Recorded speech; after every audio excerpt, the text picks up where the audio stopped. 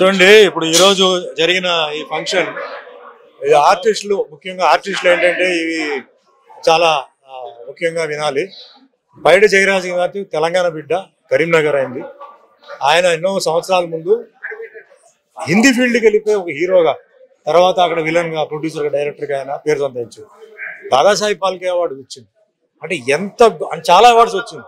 ఎంత గొప్ప మనిషి, ఎంత గొప్ప వ్యక్తి అతని గురించి అందరూ మర్చిపోయారు. అలాంటిది మన జయహింద్ గౌడ్ గారు ఆయన గురించి తెలుసుకొని 15 సంవత్సరాలుగా అవార్డు ఫంక్షన్ పెడుతూ, జయహింద్ గౌడ్ గారు వచ్చి గౌడ్ కమ్యూనిటీ అయినా, ఆయన వచ్చి జయరాజ్ గారు కాపు కమ్యూనిటీ అయినా, ఎటువంటి క్యాస్ట్ ఫీలింగ్ లేకుండా కళాకారు, హీరో, మన కరీంనగర్ తెలంగాణ మనిషి అని చెప్పి ఆయన చేశారు.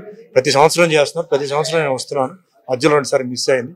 సో ఈ రోజు ఏంటంటే ఆయన పుట్టినరోజు సందర్భంగా ఒక చిన్న కార్యక్రమం పెట్టి కొన్ని కళాకారులకి, బిజినెస్ వాళ్ళకి అందరికీ కొన్ని అవార్డు ఫంక్షన్ చేయడం. అటు ముఖ్యంగా ఇదేంటంటే ప్రతి ఒక్కరికి తెలియాలి, జయరాజ్ గారి గురించి తెలియాలని చెప్పేసి ఈ ప్రోగ్రాం పెట్టి ఆయన గొప్పతనం గురించి, హిందీ ఫీల్డ్లో పోయి సంపాదించుకోవడం, పేరు సంపాదించుకోవడం అది ఈజీ కాదు. మామూలుగా సంపాదించుకోవడం చాలా కష్టం, అంటే హిందీ ఫీల్డ్ సంపాదించుకోవడం చాలా కష్టం. సో ఆ విషయం తెలియాలని ఒక మంచి మనసుతో ఆయన చేశారు. అందరూ వచ్చారు. ఈ ప్రోగ్రామ్ సక్సెస్. ఇది జరుగుతూనే ఉన్నాయండి. ఇది ఇప్పుడు చూడండి, సెన్సస్ తీసుకోవాలి, ఇది ఎప్పటి నుంచో జరుగుతుంది, అన్ని ప్లేస్లో జరుగుతున్నాయి. ఇలా జరుగుతూనే ఉండాలి. ఉంటేనే ప్రెషర్ వస్తేనే ఇది జరుగుతాయి. సో ఇది ఏదో ఒకటి జరిగి ప్రతి బీసీ కమ్యూనిటీలో ఉన్న వాళ్ళకి న్యాయం జరగాలి. ఎందుకంటే బీసీ కమ్యూనిటీ పెద్ద కమ్యూనిటీ, చాలా దాంట్లో ఉన్నాయి. సో అందరికీ న్యాయం జరగాలి. ముఖ్యంగా ఇప్పుడు గౌడ్స్ కమ్యూనిటీ తీసుకుంటే, తెలంగాణలో తీసుకుంటే, ఈ ఏజెన్సీ ప్రాంతాల్లో ఉంటున్న వాళ్ళకి అక్కడ అన్యాయం జరుగుతుంది.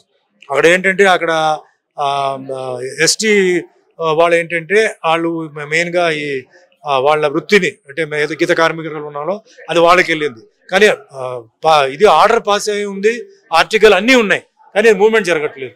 సో మా హంబుల్ రిక్వెస్ట్ ఏంటంటే అది ప్రభుత్వానికి, రేవంత్ రెడ్డి గారికి తీసుకొచ్చి వాళ్ళకి న్యాయం జరగాలని నేను చెప్తాను. ఇదే పెద్ద ఉద్యమం, గొడవ కాదు, న్యాయం. ఎందుకంటే గౌడ కమ్యూనిటీ వాళ్ళకి ఏంటంటే అది తప్పితే వాళ్ళకి తెలియదు. పైగా నేను అడిగేది ఏంటంటే ఎస్టీ స్టేటస్ ఎవరికి ఇవ్వాలంటే ఆ 50s నుంచి ఎవరు ఉన్నారో ఆ ఫ్యామిలీస్కే, కొత్తగా వచ్చినా కాదు. అది ఉంది, ప్రొవిజన్ ఉంది, లేనిది నేను అడగట్లేదు, అది ఉంది. కాబట్టి అది చెయ్యాలి.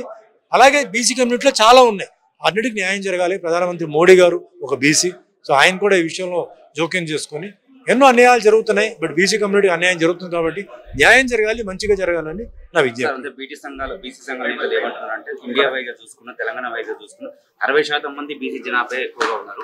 ఆ బీసీ జనాభా ప్రకారంగానే మాకు రాజ్యసభలో కావచ్చు, అసెంబ్లీ సభలో కావచ్చు, మాకు న్యాయంగా ఎమ్మెల్యే సీట్లు రావాలని చెప్పేసి ఉద్యమం తీసుకుని ముందుకెళ్తున్నారు కదా. దీన్ని సార్ వాస్తవాలు ఉంటే అది మనం చూడాలండి.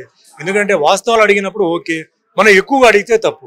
ఏదైతే ఉన్నా అందుకే చెప్తాను, సెన్సస్ తీసుకోవాలి. సెన్సస్ తీసుకోకుండా మనం ఇలాగే లాగుతుంటే కుదరదు. సెన్సస్ తీసుకోవాలి, దాని ప్రకారం న్యాయం చేయాలి. ఇప్పుడు ఉద్యమంలో ఏదేదో మాట్లాడతారు, ఎలక్షన్ టైంలో ఏదేదో మాట్లాడతారు, జరుగుతాయా? కాదు. వాస్తవాలు ఏంటి, న్యాయం ఏంటి, అవి చూసి న్యాయం జరగాలి. ఎందుకంటే మేము అందరూ కలిసి ఉండాలి, అంతే. అందరూ కలిసి ఉండాలి. వద్దంటే మీరు ఏదైనా కాంట్రవర్సీ అడిగారు అనుకోండి, కాంట్రవర్సీ ఏంటంటే దానికి మీరే కారణం, అంతే. క్యూ న్యూస్ ఛానల్లో పనిచేయటకు అనుభవం గల సీనియర్ వీడియో ఎడిటర్స్ కావాలను సంప్రదించవలసిన నెంబర్ 8688926084. qnewsads@gmail.com ను సంప్రదించండి. లైక్ చేయండి.